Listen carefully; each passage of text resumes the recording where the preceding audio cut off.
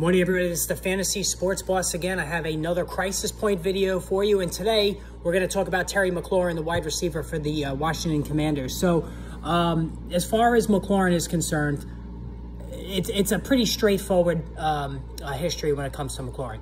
Tremendous talent, high-end ability, can make any catch, very athletic, just a supreme gifted player. But since he's come into the league, has always been held back by his quarterback. Last year with Washington, it was the same story. Poor quarterback play throughout the entire season. Really sort of capped the numbers on McLaurin and really, for lack of a better term, held him back. Okay, so, you know, right now, this is his fourth season in the league, 3 years already in the books. The reception totals for McLaurin as a rookie, 58 catches, 2020, 87 catches. He definitely seemed like he was on the verge of a major breakthrough. And then last season, jogged it back to only 77 catches. Now, this year, so far through 4 games, only 4 catches for Terry McLaurin, and he has been overshadowed not only by Curtis Samuel, but by rookie Jahan Dotson, the rookie out of Penn State. And really, you know, you could make the case that McLaurin has been the third best receiver on his team so far. Now, that being said, while the numbers are disappointing and they're not where we anticipated they would be, especially with Carson Wentz coming aboard. Now, granted, we all know how I feel about Carson Wentz. I just think he's a horrible human being, first of all, and second of all, he's just not a very good quarterback, but he's got a strong arm. He's willing to throw it down the field, and he is an improvement on what Washington had last season.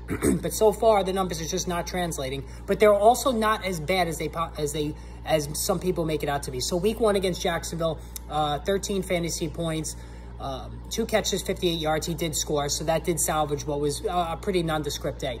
September 18th against Detroit, 4 catches for 75 yards. So it shows McLaurin is still capable of getting down that field and making that big play. Against the Eagles on September 25th, 6 catches, 102 yards. So we got something cooking here now. McLaurin's getting going. But then last week against Dallas, 2 catches for 15 yards. Just a complete whitewash. Carson Wentz is struggling a little bit again. And, you know, things are just not looking so great.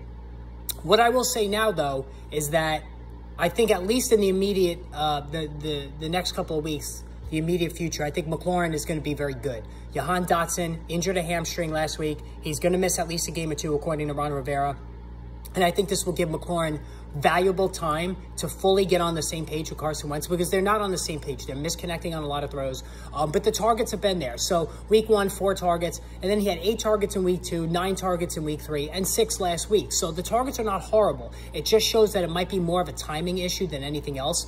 And listen, we all know that talent is there. It's not a question of talent with McLaurin. It's a question of competition now with Samuel and Dotson, and also just getting on that same page with Carson Wentz. Now they're going to be playing Tennessee this week.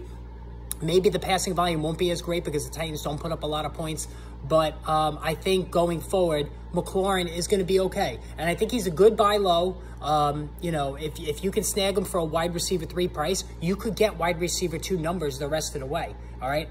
You know, I've said it a million times already in this video, and we're only 3.5 minutes in. It is not a question of talent. It's all about timing with Carson Wentz and just trying to fight through unexpected competition, because we didn't think Curtis Samuel was going to be this good, and certainly Jahan Dotson right out of the bat serving as the main red zone target for Wentz. Didn't see that coming either. But I think you got to stay patient. Don't cut him loose. Don't sell high. Sell low.